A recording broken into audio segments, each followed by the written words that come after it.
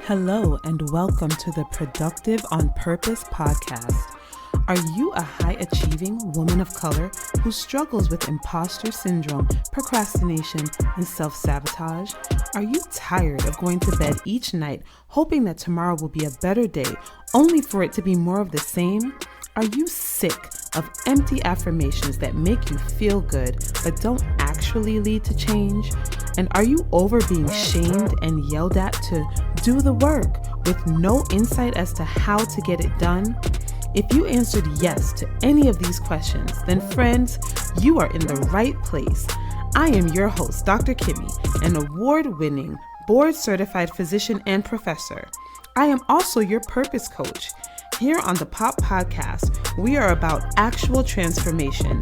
This podcast will provide actionable strategies to help you walk in your purpose. Let's get started. Hello, welcome to another episode of the podcast. I am so excited coming down off of launch week last week where you guys showed so much love and support. You guys are downloading the podcast. You're sharing it with your friends. I am so incredibly grateful that you're still here. If this is your first episode, welcome. My name is Dr. Kimmy.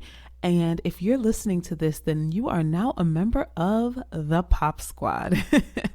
That's right.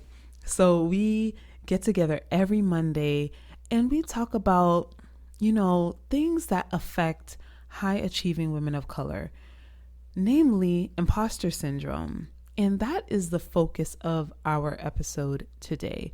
I thought it was really, really important to provide definitions for what imposter syndrome is, what it isn't, and then share stories of how it has manifested in my life, but then also start to talk about how to overcome. Imposter syndrome is going to be a topic that is really weaved into a lot of what I do. So this is not going to be the only time that we talk about this, but I did want this to be one of the very first episodes that I do. It's important to kind of lay the groundwork. I have a heart for women of color who experience imposter syndrome, namely because I am one. I mean, I have struggled with imposter syndrome basically my whole life. I think now looking back on it, I, really saw the manifestation of it in residency. And I talked about this in my earlier episodes.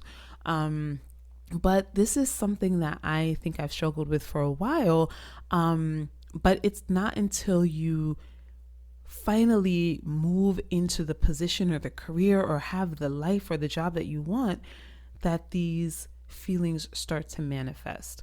So what we're going to do is we're going to talk about imposter syndrome, and I want to separate this, and I think this is really, really important.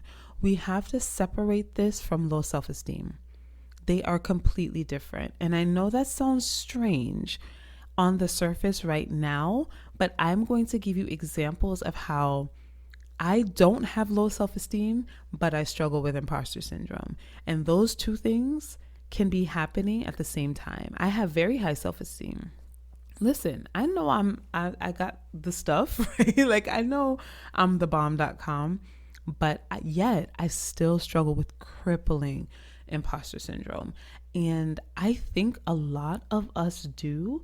And sometimes because we are mistaking imposter syndrome for low self-esteem, we don't recognize the signs of it. And I really think that that's an important first step. So welcome back, settle in. And like I said, if this is your first episode, you may want to go back to one of the earlier episodes just so you can understand my backstory, my history, and why this is so important to me. My history, my backstory informs everything that I do because I've overcome so much along this journey, and I want to help you all do the same. If you're listening and you're like, look, I just want to hear about imposter syndrome, I don't want to know about your backstory. That's fine. Just hang tight. You can stick around. But I just wanted to let you know that in the first 4 episodes, that is what we talk about. And in episode 3, we talk about some of the principles of productive on purpose. And we'll delve into that a little bit later today as well. So I wanted to first start with a definition, and then I'm going to get into my story. So I am reading this definition from the Harvard Business Review. I do not have an MBA, nor will I probably ever have an MBA. Who knows, right? Who knows what the future holds, but I don't think I ever will. However, I read a lot of Harvard Business Review articles because as you read about business and marketing and all that stuff, you really start to get a sense that it's really all just psychology. It's really just all of psychology, but about the marketplace. And so I was a psych major in undergrad. I am so fascinated with how people think and how your thinking can manifest in your actions and how to change your thinking by changing your actions. So I read a lot of HBR because of that. So I wanted to give you the definition of imposter syndrome from the Harvard Business Review. And they define imposter syndrome as a collection of feelings of inadequacy that persist despite evident success. They go on to say that imposters suffer from chronic self-doubt and a sense of intellectual fraudulence that override any feelings of success or external proof of their competence. So when I read this the first time, I was like, so who interviewed me? Who used my words without, citing me? Because I mean, really, I could have written this. I didn't always have the insight to know that it was called imposter syndrome, but chronic self-doubt and a sense of intellectual fraudulence that override any feelings of success. I mean, basically, that's my whole life, right? So on the surface, you will look at what I have achieved and say, okay, you're Dr. Kimmy, you're a physician, you are double board certified, you work as an assistant professor at a medical school, you give keynote addresses around the country, like all this stuff, right? And I was doing those things before I kind of had my transformation last year. So someone could have looked at me and said, okay, you have all of this, like, how are you an imposter? Like, you have accomplished so much. But listen, when I walked through the halls of my hospital, I felt like a fraud, a complete fraud. I really, really felt like at any moment, the rug will be pulled out from under me. And I am saying this now as someone who is overcoming imposter syndrome. I definitely do think that the strategies I talked about in episode 3 can help you to overcome imposter syndrome. But I think of it as a chronic disease, similar to substance use. And I hate, I think I said this in a prior episode, I hate to trivialize substance use, but I'm just using it as an analogy that even when you have been sober, it's still something that you don't want to let your guard down on. So that's how I feel about imposter syndrome. I really feel like I have addressed it and I'm tackling it, but I never ever want to get too comfortable because I think that it's the type of thing that could rear its ugly head at any moment. And I want to stay on top of it. And I'll tell you at the end of this podcast how I stay on top of it. But the first thing I want to distinguish is imposter syndrome is not the same thing as low self-esteem or low self-confidence. These are two completely different things. The Harvard Business Review says it this way: high achieving, highly successful people often suffer. So imposter syndrome doesn't equate with low self-esteem or a lack of self-confidence. All right. Now, on the surface, this seems like it doesn't really make sense. Like, you would think if you have imposter syndrome, it's because you don't believe in yourself. That cannot be farther from the truth. Let me give you a glimpse of my life so you can understand the difference.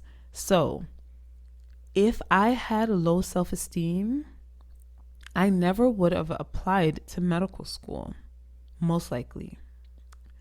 I probably would not have ranked a really competitive residency program as my number one slot, like I talked about in a prior episode. I would not have even gone into academics, because academics, meaning working as a professor at a medical school, the fact that I have to teach others, you have to have a certain amount of competence, right? And a certain amount of self-confidence to want to teach others, right? That's a lot of pressure, to have learners under you who are looking up to you and saying, teach me, teach me. That's a lot, but I know I can do that. For instance, I applied to something called the Educational Scholars Program, which is an achievement. It's a very competitive program that's offered in pediatrics, and I applied. When I applied, I knew I would get in.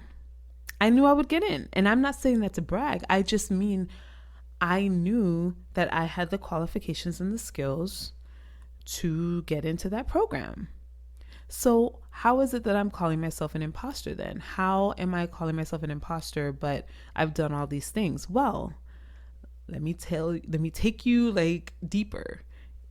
The way imposter syndrome manifests for me is once I get in, that's when it all falls apart. So once I got into medical school, once I got into residency, once I got into this scholars program, that's when the imposter syndrome rears its ugly head. Let me give you an example.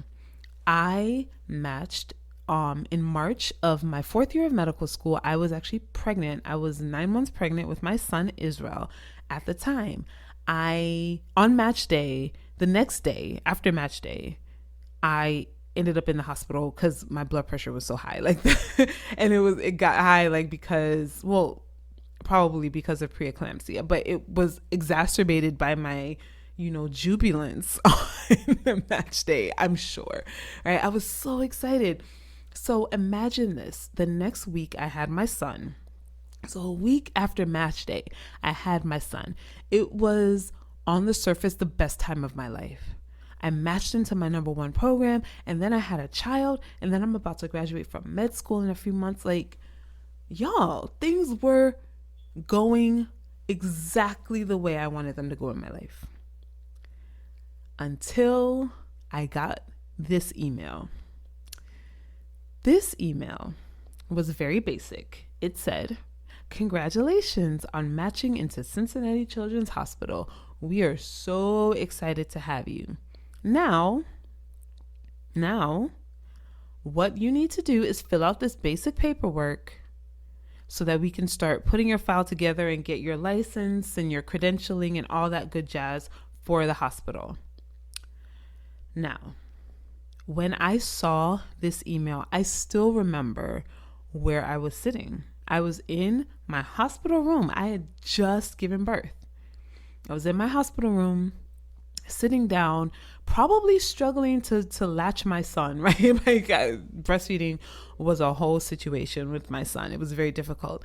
And I remember seeing this email pop up and just completely having almost like a meltdown. I got very panicked. I was just like, oh my gosh, now I have to fill out paperwork. How am I going to fill out? And then what I did was, I completely blamed it on the baby, right? I was like, how do they expect me to fill out paperwork? And I just had my baby. I can't do this. This is too much. Y'all, when I tell you, it was like your name, your address, your social security number, your date of birth. It was not anything onerous. They weren't asking me to write a 12-page essay.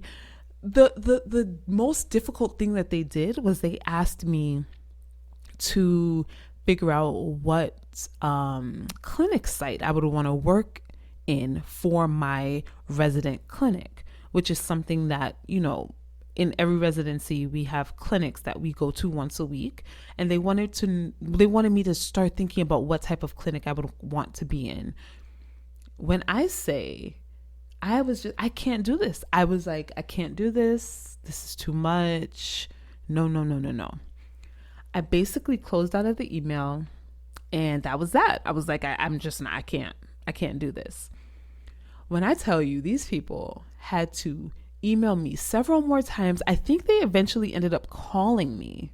This was like a month later at this point. I'm pretty sure I was the last person to send in this paperwork. I'm almost certain. It got to the point that they were like, you won't be able to start on the first day of residency if you don't turn in this paperwork. That's how bad it was. I completely shut down. Now, again, I had no problem with the application, with getting in, with the interview. I interview very well. I always know, and again, this is the self-confidence. I always know that if I'm granted an interview, I'm going to get the job because I interview very, very well. Because I know I'm going to get it, right? And I think if you're like me and you're listening to this podcast, you're high achieving because you have some sense of self-esteem. You have confidence in your skills, in your abilities. But for me, my imposter syndrome manifests after I get in. Paperwork and like menial things that I need to do to maintain said position or just like basic things. That's what I struggle with, and that's what I procrastinate on. And we are going to talk about procrastination definitely in the next couple of episodes, because I think that procrastination is 100% how imposter syndrome manifests for a lot of us. Not all of us, but for a lot of us. So I think it's really important. But I started procrastinating on these tasks that I felt were hard, not because they were actually hard, but because I felt like a fraud. And I felt like the paperwork that would have solidified my place in the organization, in the hospital, in the achievement program, whatever it is, I felt like I did not belong. And I felt like a fraud. And this paperwork was just going to like seal the deal. Almost like I do it and then they'd be like, oh, no, wait, there's been a mistake. I'm not saying that it makes sense. I'm just saying this is my truth. So let me give you another example. I was an intern. So I was doing a rotation. It was I want to say it was a community health rotation. I'm not exactly sure, but it involved going to a hospital next door to take a tour.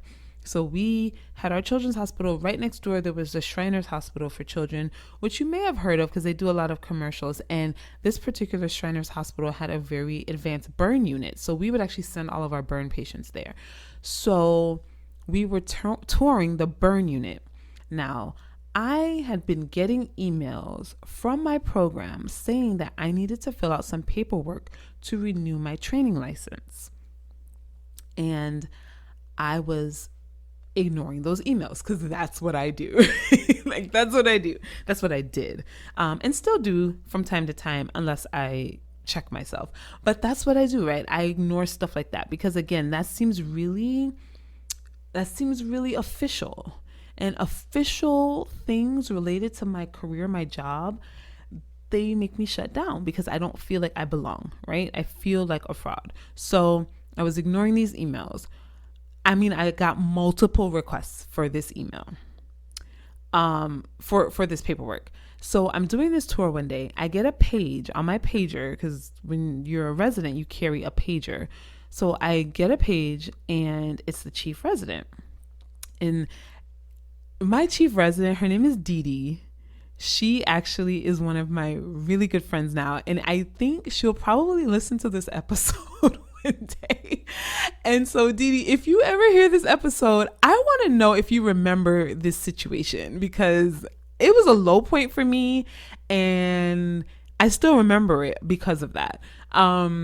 So she texted me on my pager and said, "Kim, where are you?" And I said, "Oh, I'm at Shriners Hospital doing the tour." She said, "Okay, I'm coming over." So then I'm losing my mind, right? When she first texted me, said, "Kim, where are you?" I'm like, oh my gosh, did something happen to my family? Like, what's happening?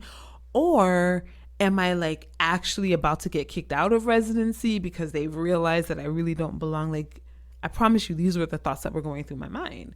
So when she said she was coming over, I was so sure that someone had died. I was so sure that someone in my family died, and she didn't want to tell me over the phone, and she wanted me to be there with her in person. So I am panicked, completely panicked.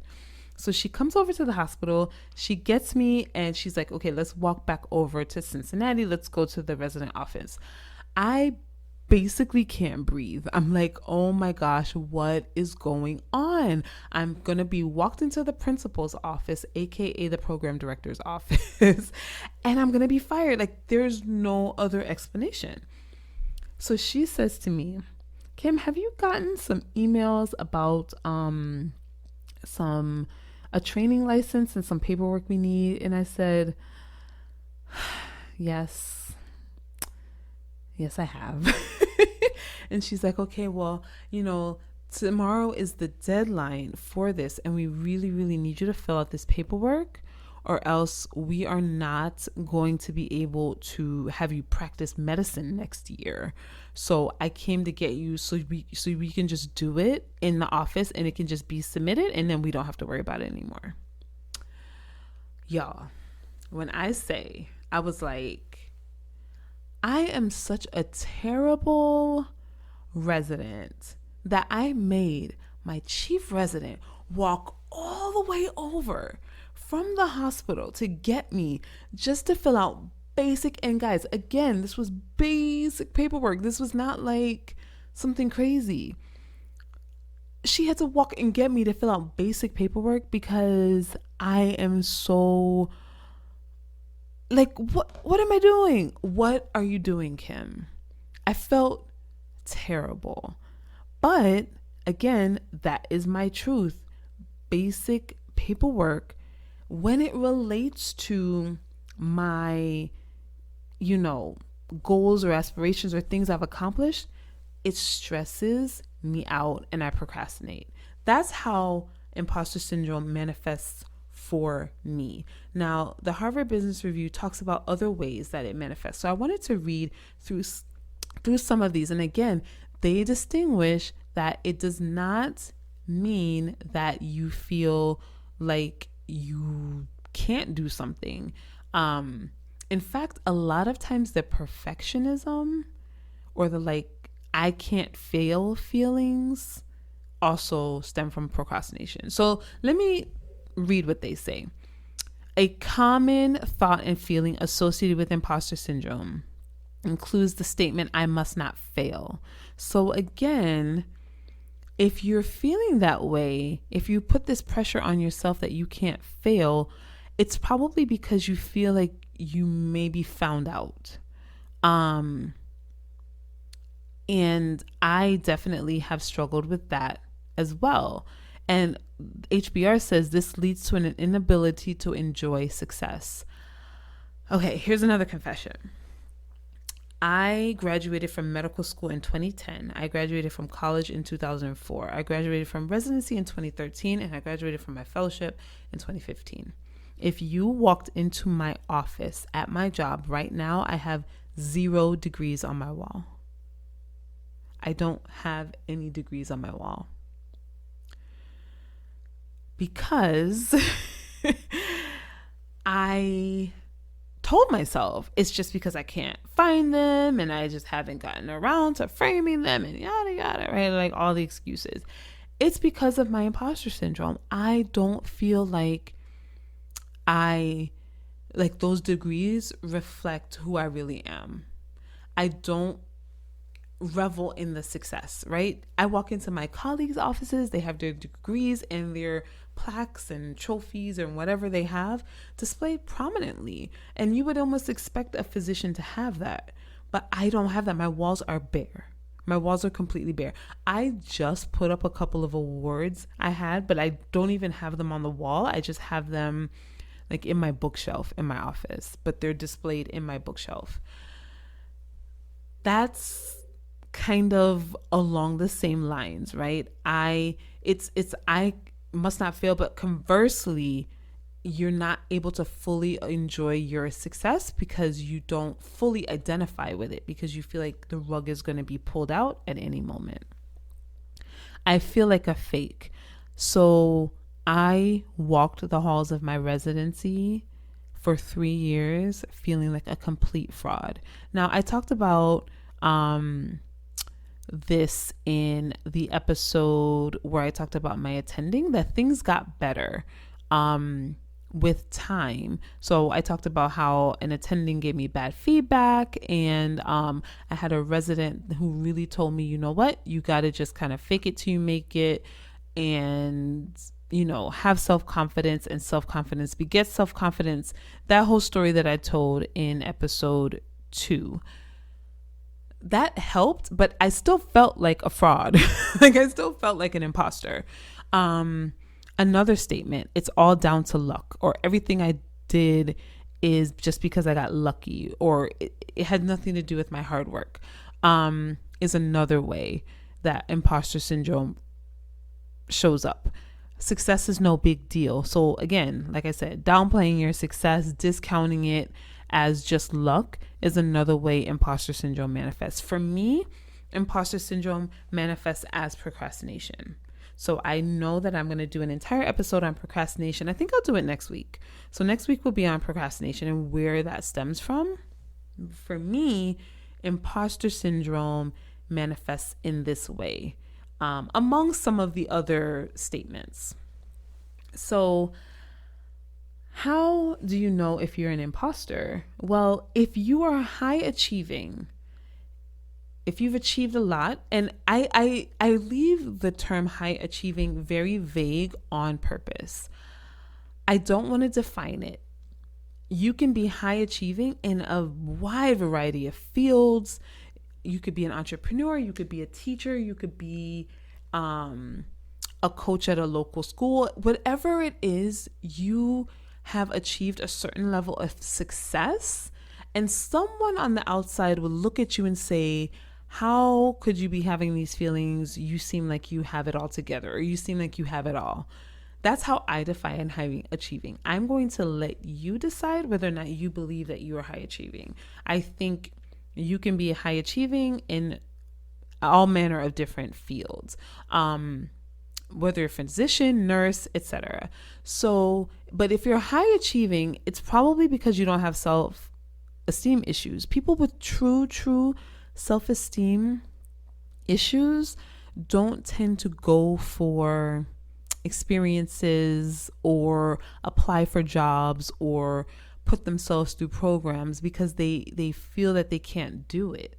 So you can do it, but you still feel like everyone is going to find out that you don't belong. It's very nuanced, and I understand that for some, this might not quite make sense. But if you are an imposter, a high achieving woman of color who struggles with imposter syndrome, you probably know exactly what I mean. Even if you don't have the vocabulary to state it, you know the feeling of, I applied for this award. I know I can probably get this award, so I'm going to apply for it. But then you get it, and then you don't put the award up on your wall, or you don't talk about it, you don't display it because you feel like, do I really deserve this? So for me, I have noticed a huge change in how I manage my imposter syndrome once I became, number one, aware of it, and number two, intentional about addressing it. So I wanted to share with you guys some strategies that have worked for me. Now, the Harvard Business Review gives strategies as well, and some of my strategies overlap with theirs, but I want to talk about it in the context of the POP principles that we talked about last episode. So you definitely want to listen to episode 3 if you haven't already. And so these strategies have really helped me to, number one, become aware of it and become aware of how it has manifested in my life. So again, I didn't always realize that I was procrastinating on these I couldn't understand, right? It's such a frustrating feeling. I couldn't understand why I was ignoring these emails, or why whenever I sat down to do the paperwork, I was getting anxious. Like, it's just basic paperwork, Kim, is like what I would tell myself. But it didn't negate the fact that it caused me great anxiety. So for me, again, the first step was awareness of it. How did I become aware? I am going to preach this from the mountaintops until the day the Lord calls me home. We need therapy. All of us need a therapist. It was my therapist that helped me recognize that pattern of behavior, that my procrastination on seemingly menial tasks had to do with the fact that I felt like I didn't belong, or didn't have, I shouldn't have whatever accolade, or I shouldn't, like, I am a fraud. So she was the first person that helped me recognize that link. And so if you don't already have a therapist, please invest in finding a therapist that you identify with. Again, therapists are literally worth their weight in gold. There are now websites that can help you. There's BetterHelp, and I think there's one called Talkspace. I think it's called Talkspace. So there's even online options if you're not able to get in with a licensed therapist in your local area. And that has been invaluable. So I will say therapy was the first step to help me understand how my imposter syndrome was showing up and manifesting in my life. So the second thing that really helped me was becoming aware. Once she made that link, I started to try to become aware of imposter syndrome showing up on a day-to-day, minute-by-minute, second-by-second basis. So if I noticed, I would open an email and someone would be asking me for a task, an item, whatever, and I started to feel that anxiety, I would pause and say, okay, I'm feeling anxious about this. What I would do before becoming aware, what would I do? I would feel that anxiety. I would close the email, mark it as unread, because I don't want to, I'm still a somewhat responsible person. I don't want to just delete it and just act like it didn't happen. But I would mark it as unread. So I would come back to it later. And I would probably scroll social media. I would open Instagram and be like, all right, let me just scroll for just a few minutes. Next thing I know, it's been an hour and 20 minutes, and I have 4 more emails probably that have come in over that period of time, and I still haven't dealt with the first one. So I spend some time with that awareness. I'm like, okay, this is stressing me out, this particular thing. And all of that is called metacognition. I've mentioned this before, and I'm going to do an entire episode on metacognition. But essentially what it means is thinking about your thinking.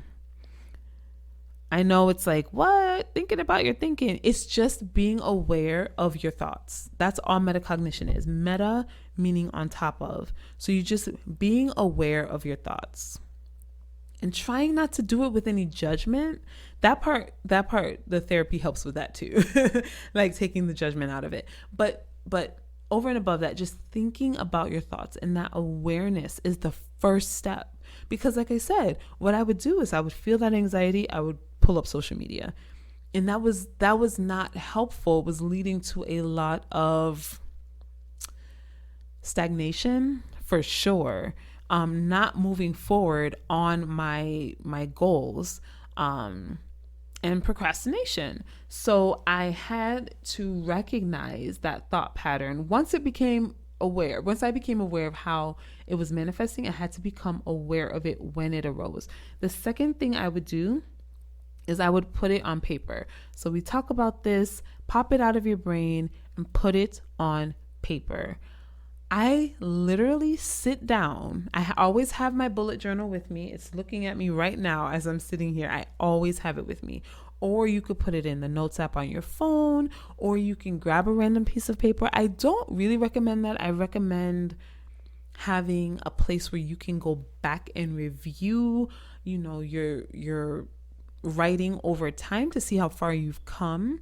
And so you can start to understand the triggers. But so put it on your phone or grab a notebook, and I would write about how I feel. And so I would really just take out a piece of paper or open my notebook and say, okay, I have to do this evaluation. This evaluation is making me feel stressed out. The reason I feel stressed out is because, and so I would just be really frank and really honest with myself. I am actually right now on a whim flipping through last year's bullet journal because I want to see if I can find an entry that might illustrate how I did this. Now, my bullet journal that I used to really do this in, I lost it in Orlando last year. So I don't know that I'll really be able to find it in this particular journal, but I'm still flipping just to see. But I would just pull out my bullet journal and just write about how I feel. And sometimes it would literally just be, I'm scared to open my emails because I haven't opened my emails in a week, and I know it's going to be over 100 and it's overwhelming. So I would put it on paper. So think about it, be real about how I feel, and then put it on paper. And then what I do is I break, if it's related to something task oriented, that's how imposter syndrome shows up for me, I would commit to breaking it down into something very, very bite-sized. Very, very bite-sized. So I would say, okay, I'm just going to pull up the application and review it and then come back to the journal. And I'm writing all of this, guys. Like, everything I'm saying to you is what I'm writing. I write how I feel and then I write out the plan. I am going to open the evaluation, review it, and then come back. Now, inevitably, right? Because it's like really not that serious at the end of the day. These are things that are small and not that big of a deal. I would open the application or the evaluation, see that it's really not that big of a deal, and then I would just do it. So like the hardest part was the opening it up in the first place. So I would make sure that I broke it down into something that was doable. Like, I am just going to open this up. I'm just going to open it up and see what I need to do. And then usually I would realize, okay, I can do this. This is not as hard as I thought it would be. That has been amazing. That is really how I go about this. And I still do that. So I can't find my notes from last year because, like I said, I lost the bullet journal that I was using for most of the year. So I don't have that. And this year, I don't really have anything in this year's bullet journal because experience as much of this anymore. But when it does happen, I still write about it. I'm still flipping to see. I apologize, guys. I should have prepared this from before. I should have looked from before, but it just came to me like, oh, you should look and see if you have an example of what you write. But I can't seem to find it. So I'm sorry. I will try to be more organized in the future. But yeah, so that is one of the ways that I master my imposter syndrome. Another technique, and the HBR talks about this, is they talk about rewriting your mental programs. So this relates to something we talked about in episode 3 when I talked about the productive on purpose principles, rewriting my mental programs. So one of the mental programs I had was, I can't do hard things. Hard things overwhelm me. So I would run from hard things. If I perceived something to be hard, I would run from it. And run from it meaning procrastinate until the very last second. And then I would do it. I've realized that I can rewrite, and I have rewritten that mental program for myself. And the way I did this was through one of the POP principles. So we talked in episode 3 about the morning promise and how keeping your first promise to yourself in the morning of when you're going to wake up helps you to rewrite that mental program. So my days used to go a little something like this. Set the alarm for 5 o'clock. I know I'm not really going to wake up at 5 o'clock, so I set 6 more alarms, or I make sure that the snooze button is available. When my alarm goes off at 5, I snooze it 6 times. I don't wake up until like over an hour and a half later, and then I'm scrambling. The reason I didn't want to get up is because I felt like getting up in the morning was hard.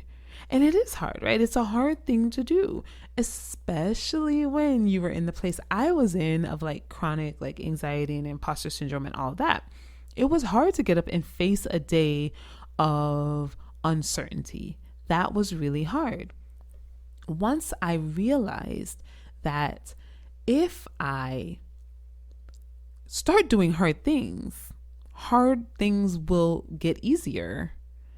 That's when my mental program was rewritten. So let me explain. I realized that, okay, if I stop snoozing and actually wake up when I say I'm going to wake up, it's teaching myself that I can do hard things. Yes, waking up is hard, but Kim, you just did it. You did it this morning. So you're good. You can do this evaluation. You can open these emails. You are an accomplished person who does hard things. I rewrote that mental program for myself. And that has been so instrumental in helping me overcome my imposter syndrome as it relates to task orientation, like task-oriented items. So again, all of these strategies, they kind of all weave together, and you'll hear me talk about them so much more on this podcast. We're going to do an entire episode on metacognition. We're going to do an entire episode on not snoozing, on your morning promise, and all of that. But I just wanted to start to give you a way to handle your imposter syndrome. First step, get a therapist. That's gotta be step number 1. So you can recognize how imposter syndrome manifests. You might know that you suffer from it, but you might not fully know all of the ways it's manifesting in your life. A therapist will help you do that. Number 2, being aware. Once you figure that out, being aware of when your imposter syndrome is being triggered through metacognition. Then putting it on paper, getting it out of your brain and just getting real with how you feel. And then for me, this last step is like kind of specific to me. For task-oriented ways in which imposter syndrome is manifesting, I break it down into bite-sized chunks that seem doable. Also, getting rid of and abolishing the snooze button and rewriting your mental program and saying to yourself, I can do hard things. I am someone that is accomplished and is able to do this, it starts to tell you and teach your mind, your unconscious mind, that you can grow and evolve as a person as you move throughout your life. One of the ways and I should have talked about this in the beginning, so I apologize, but one of the reasons a lot of us high achieving women have imposter syndrome is because we have always been labeled the smart person. We've always been labeled since we were a child. Most likely you were the smart one, or you were the intelligent one, or you were the go-getter, or you were the organized one, or whatever, right? So we were programmed with these messages. And so we believe a lot of times, the Harvard Business Review says this, the child is so fully supported that the parents and child believe that he or she is superior or perfect. And so we attach these labels to ourselves, and then that pressure of keeping the label up becomes a lot. And then additionally, we start to look around as we move into our careers and see that, wait, I'm not the only smart, organized, intelligent one. Everyone else has this, is smart and intelligent and organized also. So then we start to doubt ourselves and doubt our own abilities. So I just think that part is kind of interesting, that some of this comes from our childhood. I know for my children, we are trying not to use the words smart in our home. And when my husband first told me this, I was like, but our kids are smart. Like, I don't understand. Like, why can't I just tell them that they're smart? And it's because you want to teach your kids to have a growth mindset. You want to teach them that, they are doing well because of the hard work that they've done. So you got an A on your Spanish test, little Susie, because you practiced, not because you're smart, because then that starts to write mental programs that teach them, I just am, right? And so when they start getting evidence of the contrary, it can really be a blow to them and lead to some of those feelings of fraudulence and imposter syndrome. That's a whole separate podcast. I could do a whole podcast on how not to program your kids for imposter syndrome, but I just think it's interesting to know where it comes from. So that's basically it for today. I am so happy that you stuck around and listened to this podcast. I'd love to hear your thoughts. Shoot me an email at contact@productivepurpose.com, or you can just shoot me a DM in my Instagram. I spend most of my time on Instagram when it comes to social media. And so my Instagram handle is productive_on_purpose. So shoot me a DM or an email and let me know if you've implemented any of these strategies. Are they working for you? Do you feel like they're helping? Do you struggle with imposter syndrome? How do you think imposter syndrome manifests in your life? And I would love to chat about it with you guys. All right, guys, I hope you have an amazing, amazing rest of your week. And I will see you next Monday for another episode. Peace and love. Thank you for listening to the Productive on Purpose podcast. Now, take the next step. Head on over to www.productivepurpose.com to download your free Planning for Procrastinators workbook. It's time to start walking in our purpose, y'all. I'll catch you on the next episode.